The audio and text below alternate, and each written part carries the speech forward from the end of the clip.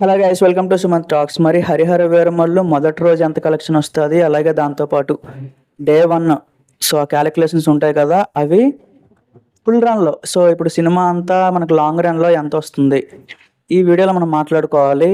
ఇది ఒక proof based అని కూడా చెప్తాను నేను. ఇప్పుడు మనకి స్టార్ హీరో సినిమాలు అనగానే ఈ క్యాలిక్యులేషన్స్ వస్తాయి. ఇప్పుడు మీడియం రేంజ్ హీరో, ఇప్పుడు నాని కానీ, విజయ్ దేవరకొండ ఇలాంటి వాళ్ళ దగ్గర ఏంటంటే ఒక 100 కోట్లు 200 కోట్లు మహా అయితే ఎక్స్పెక్ట్ చేస్తారు, తర్వాత ఆపేస్తారు. బట్ స్టార్ హీరో అనగానే 500 కోట్లు 600 కోట్లు 1000 కోట్లు అక్కడి వరకు తీసుకెళ్తుంది నెంబర్. ఎక్స్పెక్టేషన్స్ అది చిన్న సినిమా అన్న పెద్ద సినిమా ఏదైనా సరే.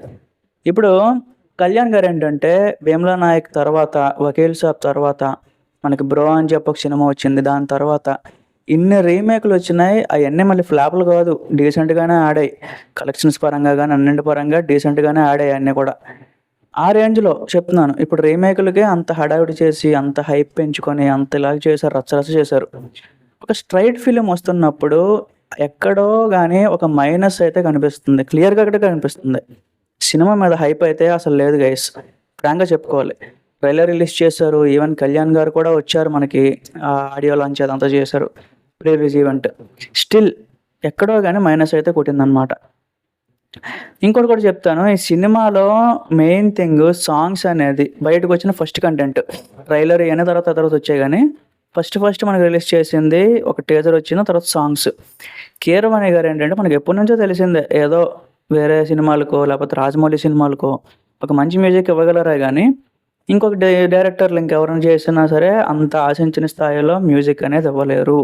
ఇప్పుడిప్పుడు మరీ తగ్గిపోయింది. అలాంటిది హరిహర వీరమల్లు సినిమాలో ఒక్క సాంగ్ కూడా మనకి హిట్ అసలు లేదు, చెప్పుకోవడానికి కూడా ఒక్క సాంగ్ లేదనమాట. నేను అక్కడ కూడా ఇన్స్టాగ్రామ్లో కానీ ట్విట్టర్లో కానీ పలానా సాంగ్, ఓకే ఇది వీరమల్లు సాంగ్ ట్రెండ్ అవుతుంది అని అక్కడ చూడలేదు. అదే ఫస్ట్ మైనస్ పడింది, అందుకే హైప్ క్రియేట్ అవ్వలేదు అనమాట. కోర్స్ అది డ్రాబ్యాకే, పక్కన పెట్టండి. బట్ అక్కడ ఉన్నది కళ్యాణ్ గారు కాబట్టి ఇలాంటి వాటినన్నింటినీ దాటి ఆయన కలెక్షన్స్ అయితే పెట్టగలరు. అయితే ఇక్కడ 1000 కోట్లు పాసిబులా అంటే 100% పాసిబుల్ అయితే కాదు. ఈవెన్ నేను తమిళనాడులో పెట్టినట్టు 2000 కోట్లు అని పెట్టాను, ఇంకా 2000 కోట్లు కాదు కదా.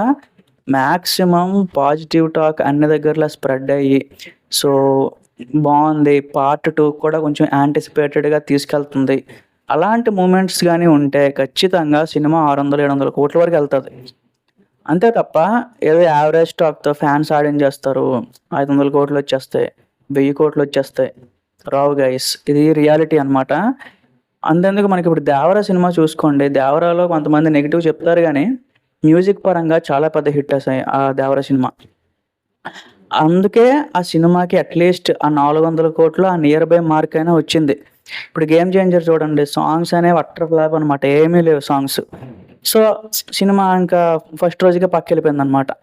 అలా చెప్తున్నాను. ఇప్పుడు సంక్రాంతికి వస్తున్నాం అనే సినిమా చూసుకోండి, ఒక సాంగ్ గోదావరిగట్టు సాంగ్, ఒక్క సాంగ్ కోసమే జనాలు అందరూ వెళ్ళారు. 300 కోట్లు, ఆల్మోస్ట్ 300 కోట్లు పెట్టింది. ఆ రకంగా సినిమాకి చాలా కొన్ని ఎలిమెంట్స్ ఉంటాయి. ఎలిమెంట్స్ అయితే వీరమల్లుకి సెట్ కాలేదు. ఇంకెప్పుడు రిలీజ్ అవుతుందో కూడా తెలియని ఓజీ కోసం అయితే వెయిట్ చేస్తున్నారు. నిన్న కూడా మనకి రిలీజ్ ఈవెంట్లో ఆ ఓజీ కోసం మాట్లాడారా తప్ప, ఓజీ కోసం అరిచారా తప్ప వీరమల్లు కోసం ఎవరికీ తెలియదు. ఆ రకంగా తయారైన సినిమా పరిస్థితి.